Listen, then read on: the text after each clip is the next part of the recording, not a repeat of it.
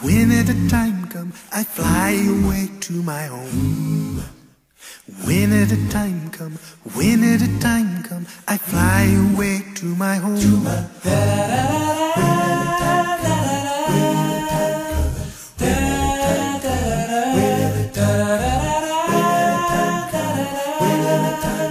I fly away to my home. Yes. Maybe the morning, maybe the evening, I fly away to my home.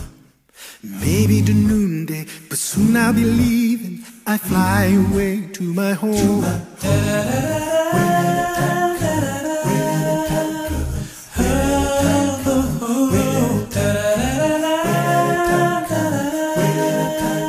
I fly away to my home. Wanna be ready, I gotta be ready to fly away to my home. My house is in order, my faith holding steady. I fly away to my home.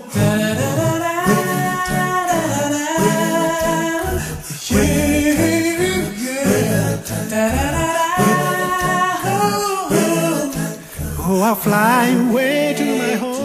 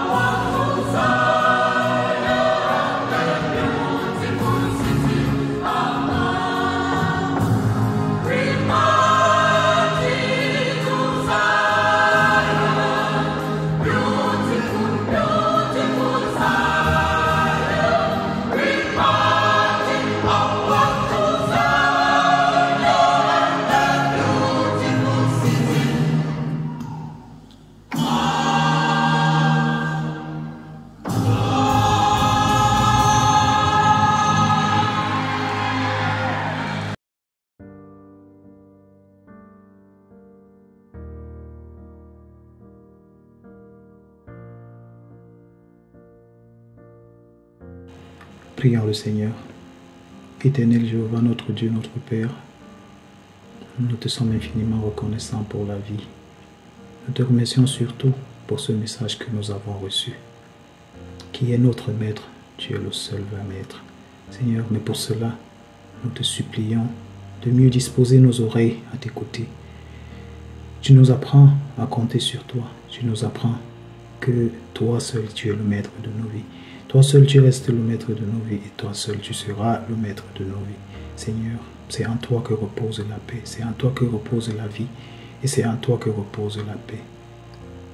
Aide-nous à mieux t'écouter, aide-nous à mieux disposer nos cœurs, Seigneur, à suivre tes pas. Surtout, utilise-nous, Seigneur, qui avons suivi ce message, afin que nous puissions édifier ceux qui sont autour de nous, afin que nous puissions leur apprendre qu'en toi seul est la vie, que tu es le maître par excellence. Merci de nous accorder la vie, merci de nous accorder la paix. Aide-nous, surtout pardonne nos fautes. Au nom de Jésus-Christ, nous t'avons prié. Amen.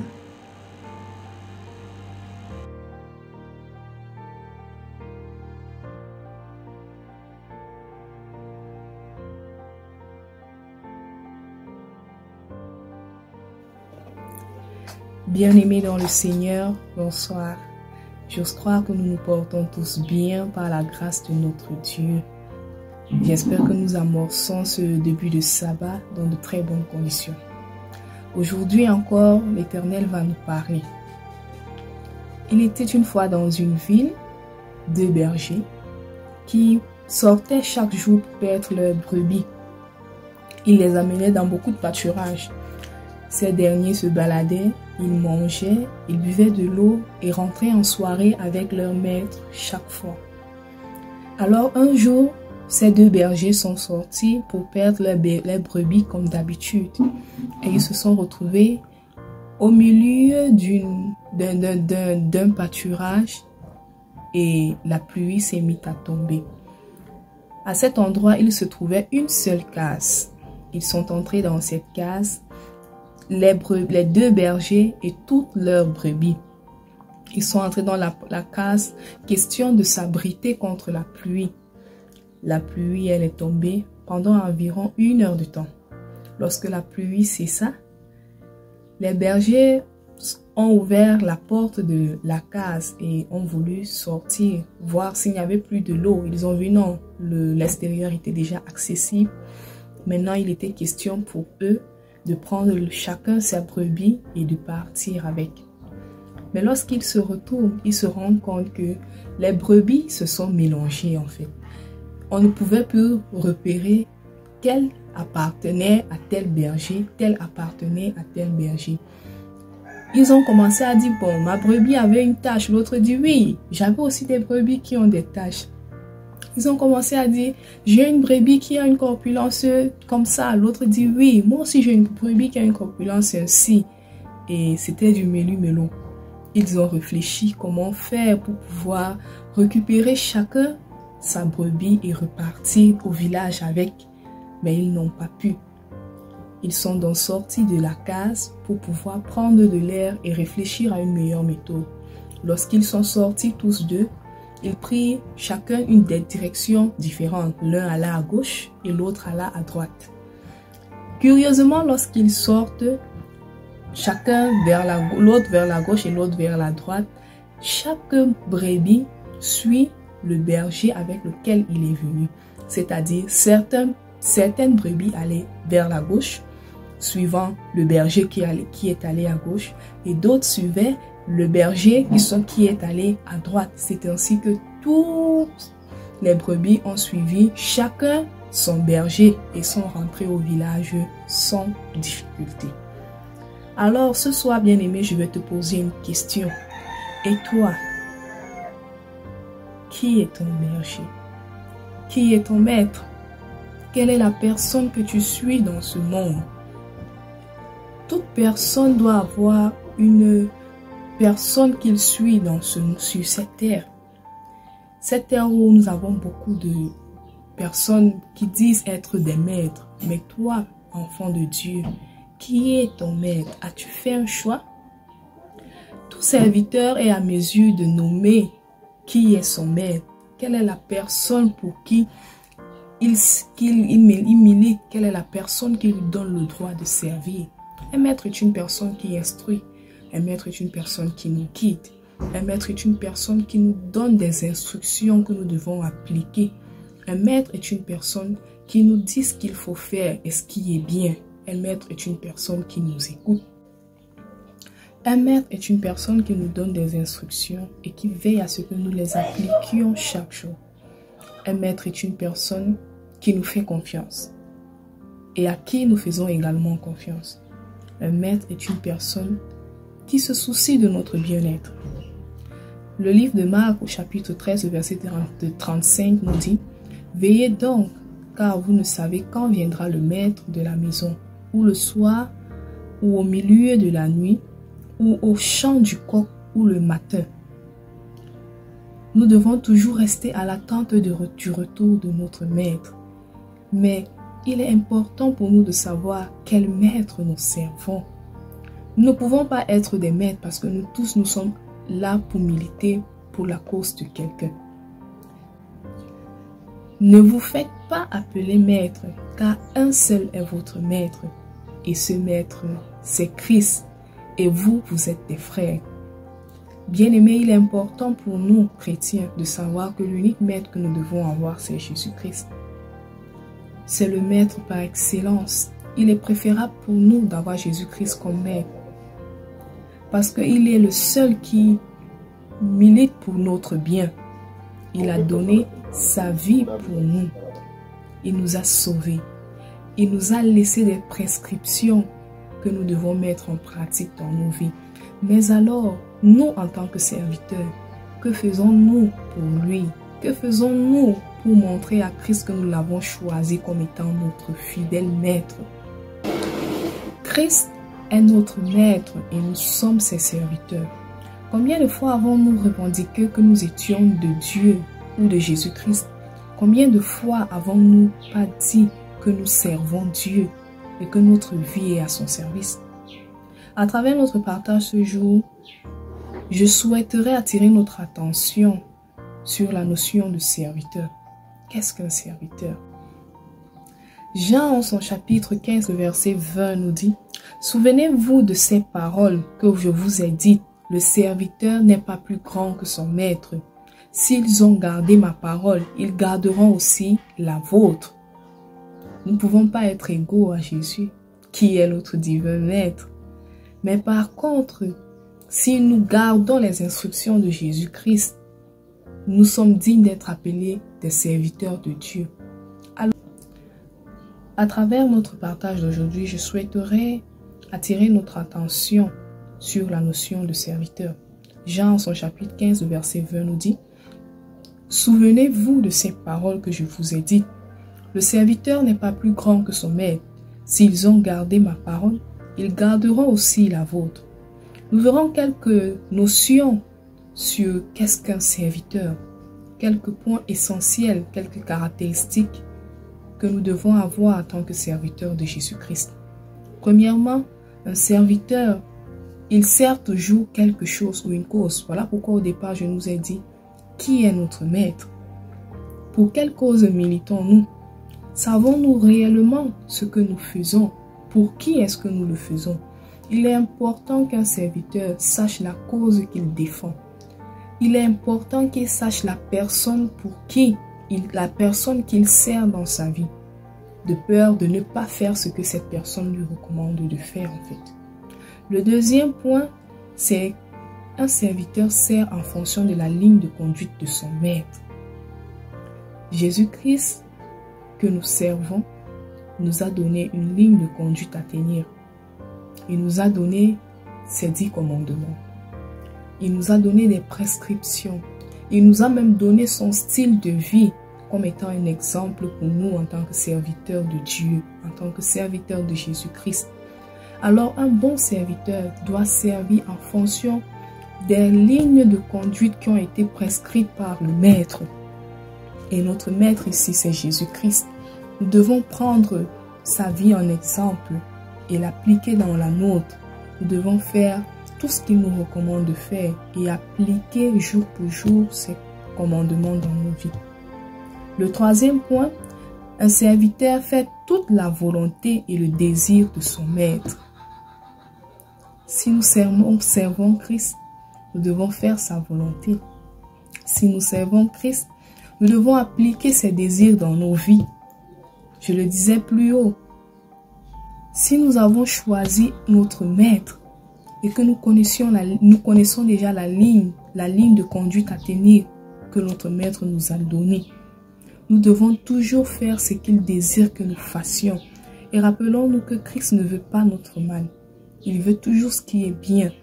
Et il ne nous donnera que des choses bonnes pour que nous puissions les appliquer dans nos vies, pour notre propre bien et pour notre salut. Il n'existe pas de serviteur sans maître. Tout serviteur doit avoir un maître. Tout serviteur doit être en mesure de nommer celui qui lui donne le droit de servir. Pour nous, nous avons dit Jésus-Christ est notre maître. Alors, chers frères et sœurs, appliquons les désirs de Christ dans nos vies. Comportons-nous comme de bons et de fidèles serviteurs envers notre maître. Si nous avons choisi Jésus-Christ comme notre maître, souvenons-nous de ce jour où il a donné sa vie à Golgotha pour que nous puissions être sauvés. Souvenons-nous qu'il nous a promis qu'il reviendra nous prendre et que nous pourrons aller là-haut avec lui pour l'éternité. Souvenons-nous du plan de salut qu'il a pour ses enfants. Il est impossible de servir deux maîtres à la fois. Non, nous devons choisir un seul et le maître par excellence pour nous chrétiens, c'est Jésus-Christ. Mes amis, Christ est censé être notre maître fidèle de tous les jours. Nous lui appartenons. C'est par sa parole que nous existons. Et c'est même par son sacrifice que nous avons la vie éternelle. Nous avons la vie aujourd'hui. Et c'est toujours par ce sacrifice que nous aurons la vie éternelle. Il désire que nous fassions seulement ses volontés. Il nous encourage à faire toujours ses volontés dans nos vies, à être à son saint service, à appliquer ses saints commandements dans nos vies, à nous aimer les uns les autres, à partager sa parole les uns les autres, à partager son amour, à rester attachés à lui et toujours lui faire sa volonté. En cette soirée, je nous exhorte une fois de plus à nous rattacher à notre Maître, à davantage lui demander quel est notre service chrétien. Parce que généralement, nous ne savons pas ce que nous pouvons faire en tant que serviteurs. Mais si nous demandons à Christ ce qu'il désire réellement de nous en tant que serviteurs de Jésus-Christ, il nous montrera. Je nous exhorte ce soir à nous appliquer davantage dans les volontés de Dieu, à nous appliquer davantage dans la parole de Dieu, à appliquer ses volontés dans nos vies et à choisir le bon maître qui est Jésus-Christ. Que la parole de l'Éternel soit bénie.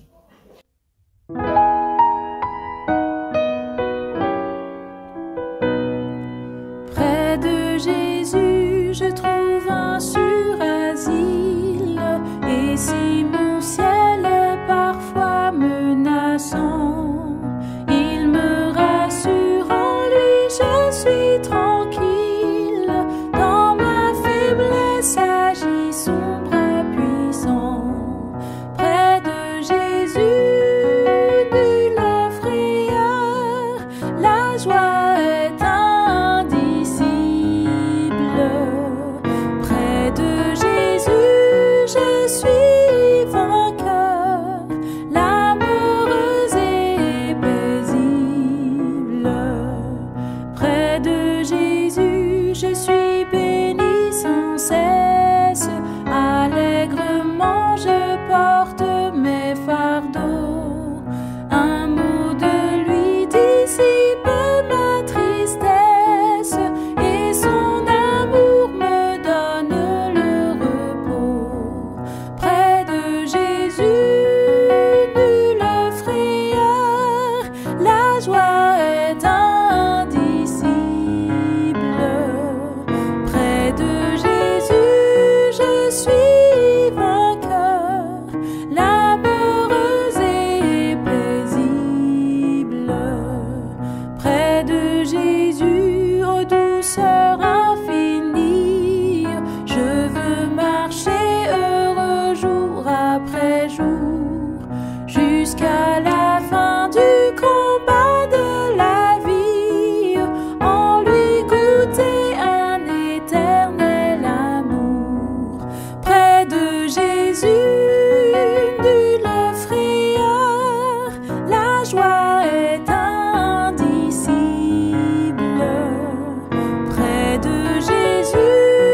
je suis vainqueur, l'âme heureuse et paisible.